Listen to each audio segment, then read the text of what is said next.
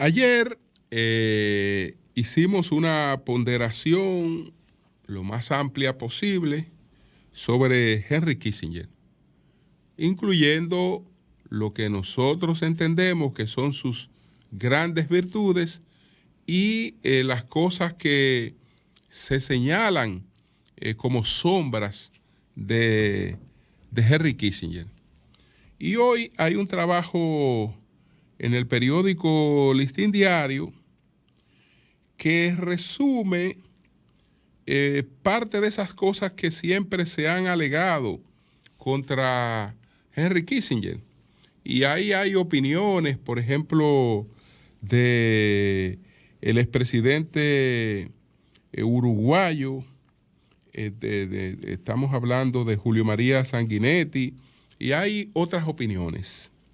Entonces, ¿cómo se titula este trabajo que publica hoy el Listín Diario sobre Kissinger? Bueno, estamos hablando del llamado legado nefasto, el legado nefasto. Kissinger dejó un siniestro legado latinoamericano. Es decir, estamos hablando del legado nefasto que Kissinger habría dejado en América Latina. Entonces, señores, miren, lo que tenemos que preguntarnos es lo siguiente. ¿Estamos hablando del legado siniestro de Kissinger o estamos hablando de un legado de la Guerra Fría? Porque hay que estar claro. Nosotros no pretendemos la beatificación de Kissinger. Si Kissinger fuera propuesto para la beatificación, el abogado del diablo encontraría argumentos de sobra para objetar la beatificación de Kissinger. No, Kissinger no puede ser santificado por el hecho de que Kissinger en una guerra, él asumió un rol de un lado. Él estuvo de un lado en una guerra. Él estuvo del lado de su país y de los intereses de su país en una guerra. Porque lo que obviamos es que la Guerra Fría fue una guerra. Y en esa guerra que se llamó la Guerra Fría, en América Latina, después del triunfo de la Revolución Cubana, surgieron grupos subversivos, terroristas y revolucionarios que aspiraban a establecer otro sistema y le declararon la guerra al sistema existente. Entonces, el sistema existente, pues, elaboró sus estrategias de contrainsurgencia. Pero era una guerra.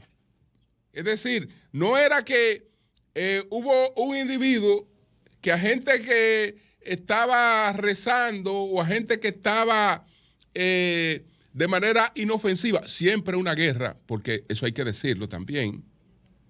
Una guerra tiene sus secuelas y no hay guerra en la que personas que están al margen del conflicto, incluso personas muy vulnerables como jóvenes, niños, mujeres, no sufran. Pero era una guerra. Era una guerra. Entonces, hay una obra que ya la he citado aquí, de el psiquiatra Pablo Malo, que se llama Los peligros de la moralidad.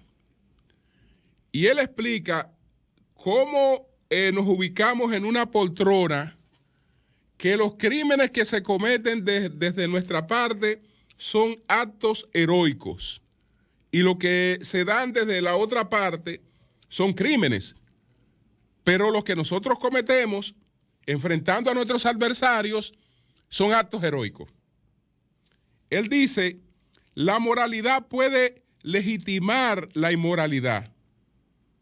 La moralidad puede legitimar la inmoralidad. Y en gran medida es parte de la tesis de su libro. Esto es importante para la tesis de este libro, de que la moralidad humana tiene un lado oscuro, que es una espada de doble filo o una moneda con dos caras, y que no podemos tener una cara sin la otra. Es decir, cuando ustedes me van a decir que este hombre tuvo un rol en la Guerra Fría, bueno, había una guerra, porque era una guerra, ¿eh? Es una guerra, y una guerra es una guerra. Una guerra es una guerra, y él estuvo de un lado en la guerra. Él estuvo de un lado en la guerra. Porque, para ponerle un ejemplo de cómo la cosa de un lado son actos heroicos, y que me excuse el camarada Eury Cabral, el homicidio que comete Gilbert es un acto heroico. Es un acto heroico, es decir, ese acto de protesta que él encabezó, que yo no tengo claro si fue de protesta frente a la invasión de Estados Unidos o fue de protesta frente a la línea que impuso el liderazgo y la intelectualidad dominicana. Yo creo que tenía más de protesta a la posición que desarrolló el liderazgo y la intelectualidad dominicana frente a la invasión, que frente a la propia intervención estadounidense, porque él no era un loco. Él no era un loco que pensaba que con eso iba a enfrentar la invasión de Estados Unidos. Él daba un mensaje, y ese mensaje para mí era de carácter más interno que frente a la propia intervención. Pero le digo homicidio porque no me atrevo a llamarle asesinato, porque él no conocía a la persona que se sacara el boleto que él fue a rifar. Él no conocía a la persona que se sacara el boleto que él fue a rifar. Él fue al área del puerto donde estaban los oficiales o los soldados estadounidenses que estaban en recreación. Estaban en recreación, no en un enfrentamiento, sino en recreación, de manera descuidada, etcétera. Y habían unos que estaban jugando domino, y a eso le disparó y corrió. Eso es un homicidio. Eso es un homicidio, pero ese homicidio, fíjese cómo se convierte desde la óptica revolucionaria en un acto heroico. Pero desde la otra parte, ¿cómo lo van a enfocar? ¿Como un acto heroico? Desde la otra parte es un crimen. Ah, bueno, no es un crimen porque el homicidio él lo cometió contra un invasor.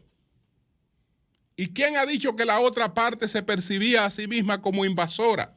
No, la otra parte se percibía que estaba en una labor patriótica, pues de autodefensa de su país, porque la intervención norteamericana, como la intervención que se produjo en otros países, para ellos no era una agresión a los países invadidos, sino era un acto de protección de su frontera por la guerra europea que se llamó Primera Guerra Mundial.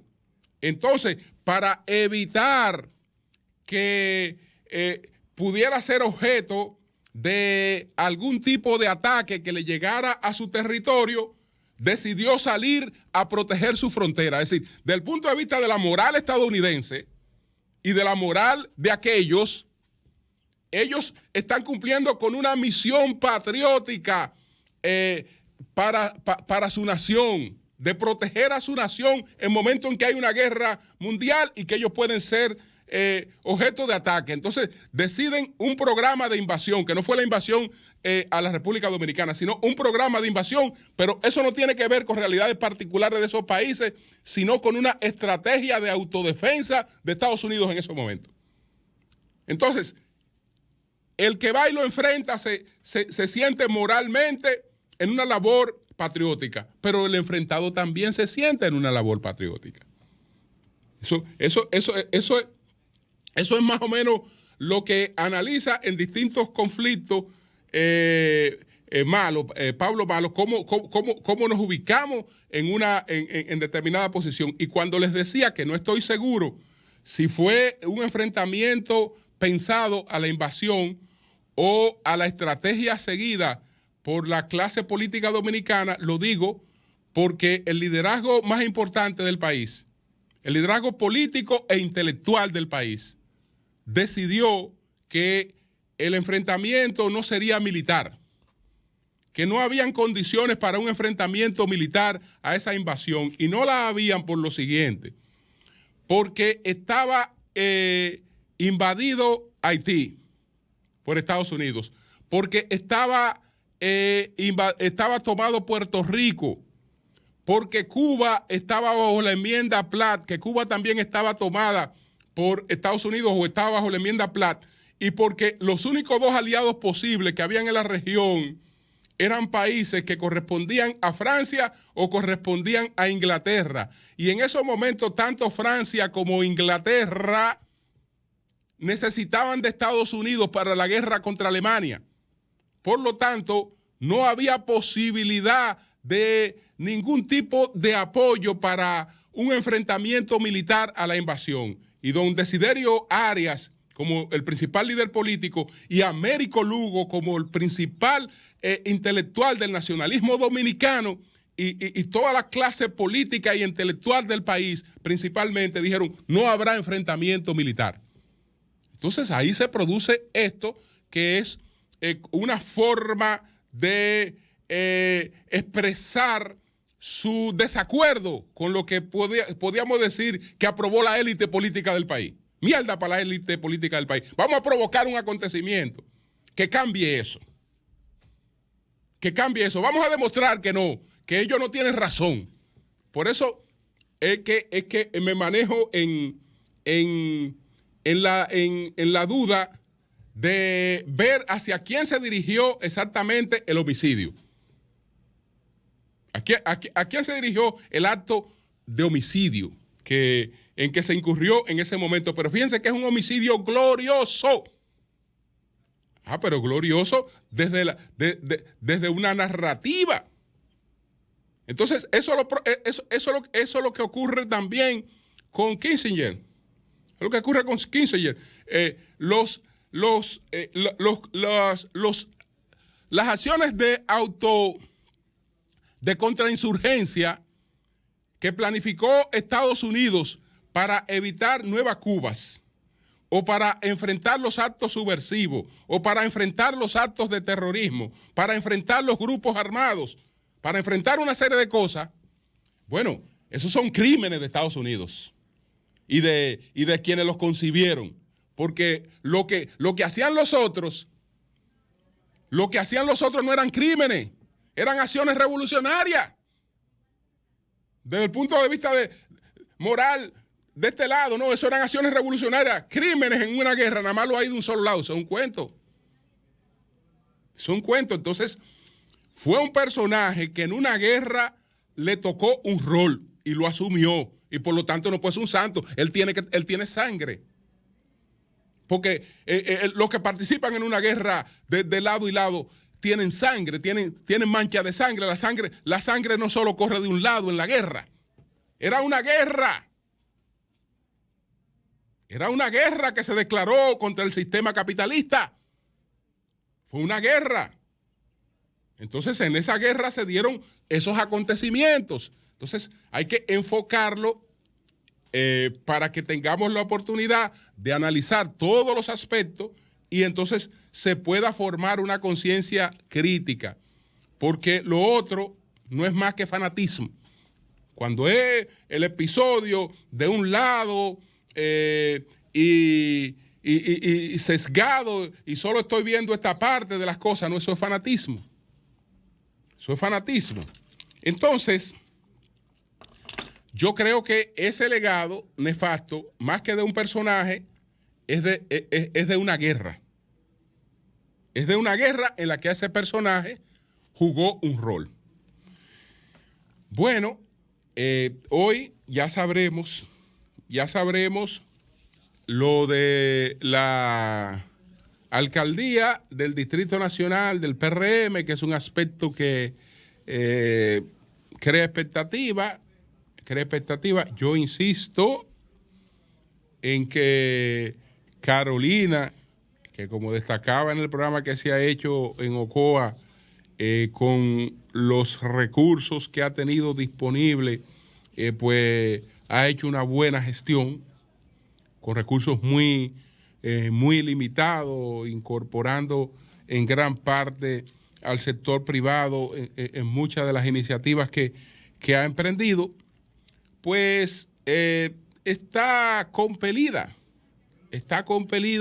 a representar la boleta de su partido en la capital.